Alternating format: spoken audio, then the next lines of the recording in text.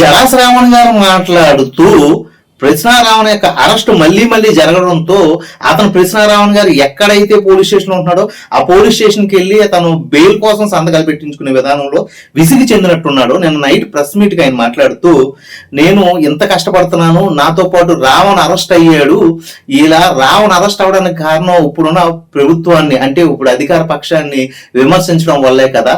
So మేమందరం కూడా అధికార పక్షాన్ని విమర్శిస్తూ ఉంటే ఇది ఎవరికి బెనిఫిట్ అవుతుంది, ఇది పూర్తిగా వైఎస్ఆర్సీపీకి బెనిఫిట్ అవుతుంది కాబట్టి వైఎస్ఆర్సీపీ సపోర్ట్ మాకు ఎందుకు లేదు అంటూ అతను మాకు మాట తూలేడు.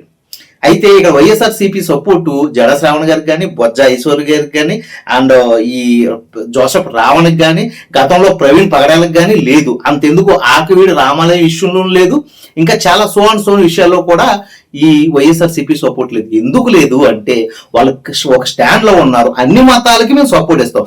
అన్ని మతాల్లోనూ కూడా అణగారిక వర్గాలు ఉన్నాయి. అంటే అణగారిక వర్గాలు అంటే అది క్యాస్ట్ కాదండి, వాళ్ళు ఇబ్బందుల్లో ఉన్నారు ఆర్థిక పరంగా.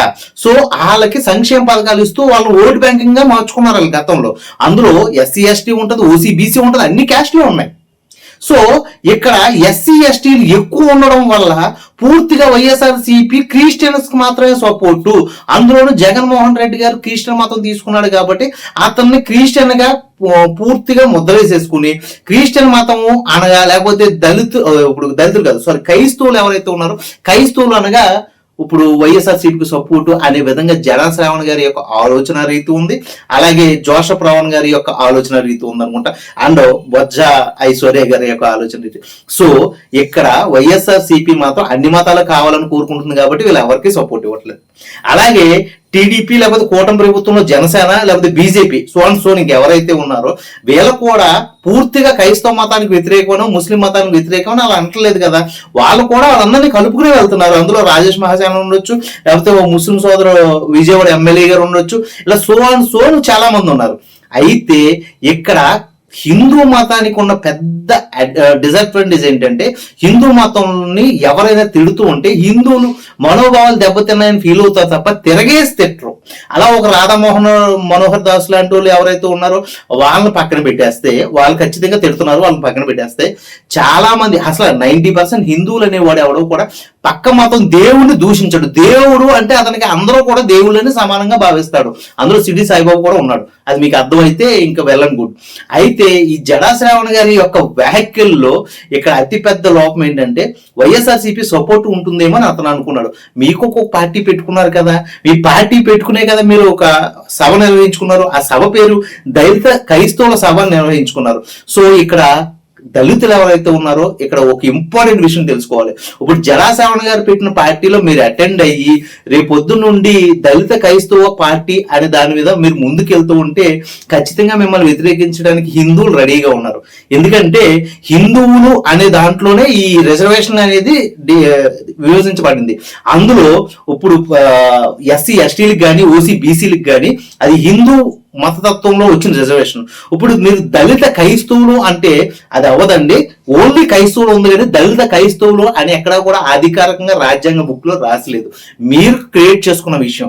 అయితే ఇప్పుడు ఉన్న దళితులు ఎవరైతే ఉన్నారో వాళ్ళు క్రైస్తవ మతంలోకి వెళ్ళిపోతే ఖచ్చితంగా జడా శ్రావణ్ గారి యొక్క మాటలను తీసుకుని ముందుకు వెళ్తే మాత్రం ఖచ్చితంగా మీరు రిజర్వేషన్ కోల్పోతారు. ఎందుకంటే ఇక్కడ హిందూ మనోభావాలు దెబ్బతిని అరే మాకున్న రిజర్వేషన్ లోనో లేకపోతే మాకున్న సీట్లలోనో ఈ క్రైస్తవ ముసుగులో ఉన్న దళిత ముసుగులో ఉన్న ఈ క్రైస్తవులు ఎవరైతే ఉన్నారో వాళ్ళు ఖచ్చితంగా మా దాంట్లోకి వచ్చి మా రిజర్వేషన్ దొబ్బేస్తున్నారు అని దళితులు అనుకున్నా లేకపోతే ఓసీ బీసీ అనుకున్నా ఖచ్చితంగా ఈ క్రైస్తవుల యొక్క వీడియోలు తీసి కోర్టుకు సబ్మిట్ చేసి వీళ్ళకి క్రైస్తత్వం అయితే ప్రకటించి బీసీలోకి అయితే ట్రాన్స్ఫర్ చేసేస్తారు. దీనివల్ల దళితులు అనే వాళ్ళు నిజంగా వాళ్ళ యొక్క ఉనికి కోల్పోతారు, వాళ్ళకి రావాల్సిన బెనిఫిట్స్ కోల్పోతారు, వాళ్ళకి రావాల్సిన పథకాలు కోల్పోతారు, వాళ్ళకి రావాల్సిన రిజర్వేషన్ కోల్పోతారు. ఇది నిజమే కదండి. ఇప్పుడు రాజకీయ పరంగా ఎన్నో గొడవలు ఉండొచ్చు కానీ రాజకీయ పరంగా మిమ్మల్ని ఇబ్బంది పెట్టే విధంగా అయితే ఆ గొడవలు ఉండకూడదు. సో ఆ గొడవలు సృష్టించే వ్యక్తులు వెనకాల మీరు నడుస్తూ ఉంటే వాడు రాజకీయ నాయకుడై వాడు లబ్ధి పొందుతాడు కానీ మీకు ఏ విధమైన సపోర్ట్ కానీ సహాయం కానీ చేయడు కదండి. ఇది ఇక్కడ ఉన్న పరిస్థితి. ఇది అర్థం చేసుకుని నిజంగా ఇప్పుడు దళితుల్లో ఈ క్రైస్తవ మతం ఎవరైతే ఉన్నారో నిజంగా మీకు దేవుడు అంటే భక్తి ఉంటే క్రైస్తవ మతంలోకి వెళ్ళొచ్చు, లేకపోతే నిజంగా మీరు ఒక హిందువు అనుకుంటే మాత్రం మీరు హిందూ మతంలో ఉండటమే కరెక్ట్. ఉండేటట్టు ఈ రాజ్యాంగాన్ని పాటించవలసిన అవసరం మీకు ఉంది. సో ఇక్కడ జోసఫ్ రావణ్ గాని, లేకపోతే బొజ్జ ఐశ్వర్య గాని, లేకపోతే జడా శ్రావణ్ గారు గాని రాజకీయ పరంగా అయితే మాత్రం ఫెయిల్యూర్ అవుతారు కానీ వాళ్ళ యొక్క మతతత్వ పరంగా అయితే మాత్రం మిమ్మల్ని మిస్లీడ్ చేస్తున్నారు అనేది మీరు గమనించుకోవాలి. దీని మీద మీరేం కామెంట్ చేస్తారో మీ కామెంట్ రూపంలో తెలియజేయండి.